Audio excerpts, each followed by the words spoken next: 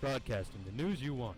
This is your news station, Channel 99, the first open out with student-produced news in the nation. Come to you live from our studio in the Hazleton area, Caruso, with your host, Christian Williams, Kylie Dillon, sports with Shane Jordan, and weather with Timothy Pright. This is your station, now in HD. Good morning, everyone, and welcome to Channel 99 News. I'm your host, Kylie Dillon. And I'm Christian Williams. A vacant building is on the verge of collapsing in the Heights section of Hazleton. A neighbor called the fire department and stated she heard a cracking noise coming from in the building. When the fire chief arrived, he found the structure's walls were rotting and that the roof had caved in. This building has since been closed off with police tape. In the Career Center, the HOSA Club has been running fundraisers for various cancer awareness months. HOSA stands for Health Occupation Students of America. In September, blue carnations were sold for ovarian cancer awareness, while this month, pink carnations were sold. Revenue from the money earned has been donated to a local shop giving wigs to treated patients who have experienced hair loss. The Canadian Parliament is on lockdown after a Canadian soldier was shot near the Parliament War Memorial on Wednesday, causing many schools, businesses, and other public buildings to go on lockdown. These lockdowns went into effect as far as Cornwall, Ontario, an hour and a half away from where the shooting occurred. According to many sources, there are at least 30 shots fired from what is believed to be a rifle and started from the entrance of the Parliament building. The Canadian government has shared that one shooter is dead, and they believe that this has no ties to Islamic extremism. The attack is similar to a previous attack which targeted the Rideau Center Mall just the other day. Recently, freelance cameraman Asho Kamukpo was diagnosed with Ebola. Weeks after being treated, he has now been Ebola-free for 3 days. Now, he is free to return to his Rhode Island home. He is not the only person with good news, however, as several nurses who have ended up contracting the disease while treating patients have also had reports of their conditions advancing towards them being cured, which is a great thing, though they are not out of the woods yet. Young teenage girls from across the U.S. are being lured to ISIS, being persuaded to join the terroristic group, often by media influence or that of men. 3 of these girls, ages 15, 16, and 17, attempted to leave the country. It's a scary thing, young people being manipulated to radicalize and go so far, but hopefully this will be an isolated incident. The Hazleton chapter American Red Cross is requesting people to donate blood for their blood drive. They are open weekly from 9 a.m. to noon and are located on 165 Susquehanna Boulevard, West Hazleton. All patients and blood types are welcome and walk-ins are allowed as well. You can also make an appointment by calling 570-455-9517. A military operation in search of a submarine intercepted a distress call to Russia from a mysterious object in the waters, believed to be a submarine. As a result, a tour guide submarine is under fire from the public. The tour guide, Lassie Schmidt, is complaining that the military is blaming him for the operation and demands that he pays the bill. Schmidt has continued the tours despite all of the underwater drama. Pennsylvania State Representative Tara Toohill recently visited the Hazleton area high school junior and senior classes to talk with them about the upcoming second annual Jobs for You Expo. It will be held at the Hazleton area high school gymnasium. This event will be held on Friday, October 24th for all the high school students only. They will be called down by grades starting with the senior class and making their way down to the freshman class. College representatives, job representatives, military recruiters, and many more will come to talk to the students about future plans after high school. They will get the chance to ask questions and get informational packets from every person sponsoring their business or school at this event. This is the chance for students to get all the information about certain jobs or colleges. Toohill is hoping that this event will help students with their plans to prepare them for a future outside of high school. On Friday, we're having Jobs for You, and it's for the high school students to try to get you to know what jobs are out there, how much you would make, how much money you can get paid, what you'd have to do, and if you can have a career, and if you're even interested in those types of jobs. So we have from 8 o'clock in the morning till 2 o'clock, 2:30, from 8 to 2:30 on Friday that you'll be able to come to the gymnasium, and you should dress like you're going to go to a job interview and talk to those employers as much as you can. There'll be engineers, lawyers, doctors, nurses. We have welders. We have all sorts of car mechanics, any kind of job you can think of. We tried to get those people to come to the school so that they can talk to you, the students, and you can figure out if that's something that you're interested in. We greatly appreciate Two Hills' cooperation. A March for Brown went underway in Ferguson, Missouri as part of the Ferguson October movement. Around 150 protesters marched from the corner of Canfield Drive and Florissant Avenue, near where Brown was shot, toward the police department. When the group arrived, the march turned into a standoff against the Ferguson police, who had set up a barricade on the opposite side of the street. Videos show protesters attempting to cross the street but being held back by the officers. No one appears to have been hurt during the protest. We'll be right back.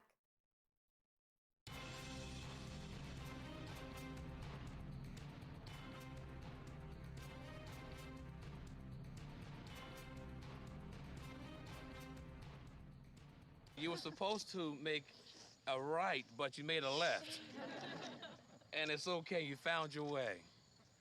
On a personal note, as I was counseling the two of you,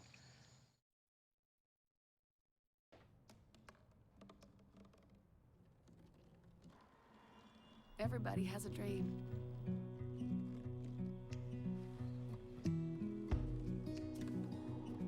Mine was to see the ocean. And with a little help, I made it.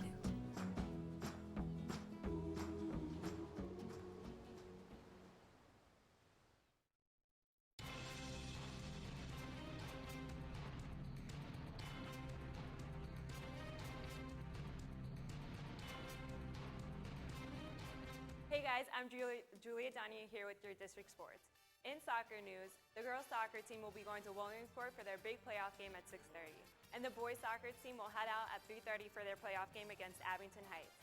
In water polo news, the girls varsity water polo team will be going to Wyoming Valley West F4 for their match. Later on that evening at 5, the boys are having their match against Wyoming Valley West Spartans.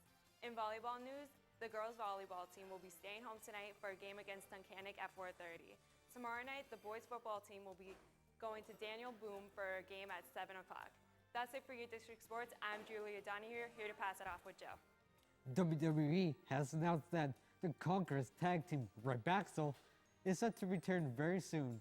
Before Rybaxel was taken off the scene, they lost 8 straight matches, and this led to Ryback getting injured. Due to upon his injuries, Chris Axel took some time off to wait for his partner's return, and Ryback is almost fully recovered. The tag team division must watch out for this powerful group because they have their eyes set on the tag team titles. That's all for your WWE news for this week. I'm Joe Tag. Have a nice day.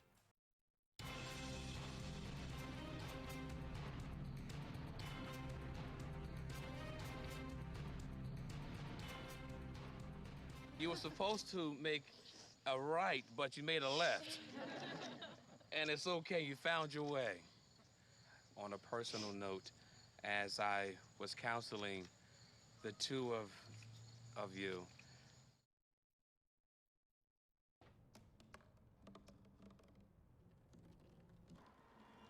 Everybody has a dream.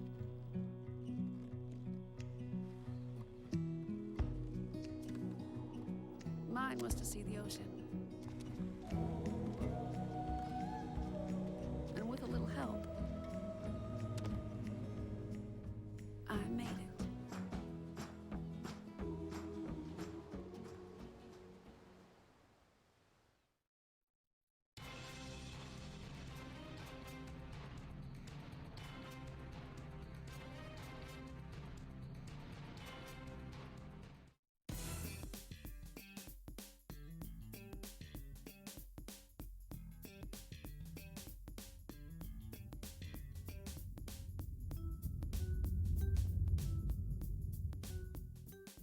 Hello everyone, welcome to another mind-blowing episode of Kilobytes, packed with information for you tech-savvy nerds. Today, we're talking rattlesnakes. Yes, rattlesnakes. And no, this isn't Animal Planet.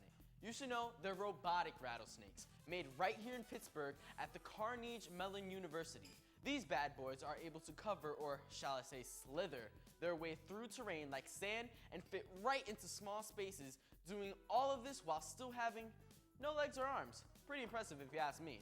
What's even more impressive is what they're going to be used for.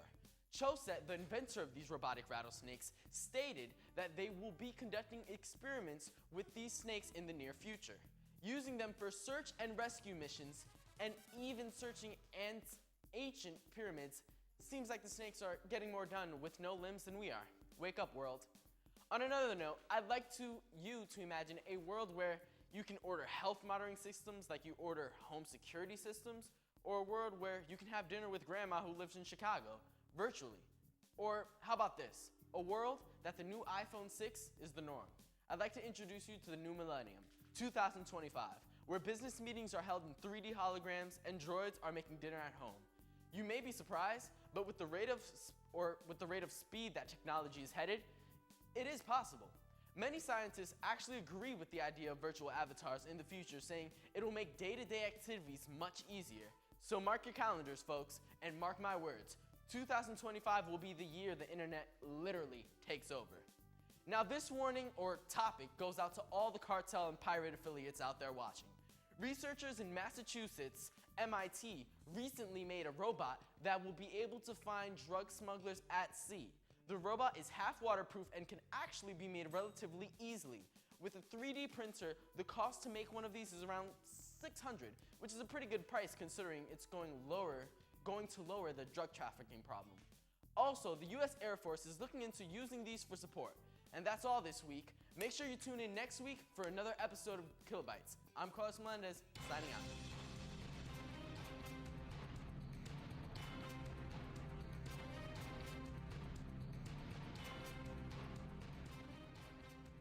You were supposed to make a right, but you made a left. And it's okay, you found your way. On a personal note, as I was counseling the two of you,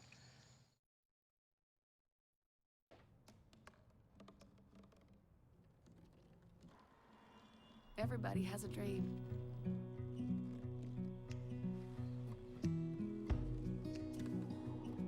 Mine was to see the ocean.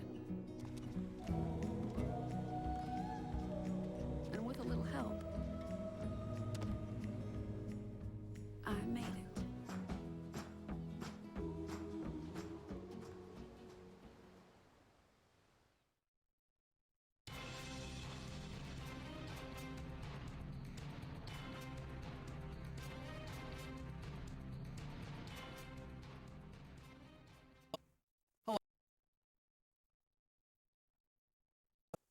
Hello everyone, it's Timmy Price with your Channel 99 5-day weather forecast. Today we have expected highs around 52 degrees and lows near 46. We are expecting some precipitation between today and tomorrow with some sunshine possibly peeking through. For the Saturday, Sunday, and Monday forecast, it looks like it's going to be mostly sunny with highs in the low 60s. And that's all from you, ladies and gents. Have a phenomenal evening.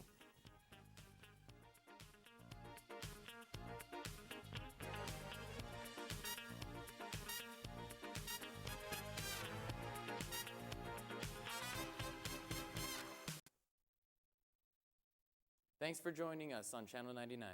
Tune in again next week for updated news. Have a great weekend, everybody.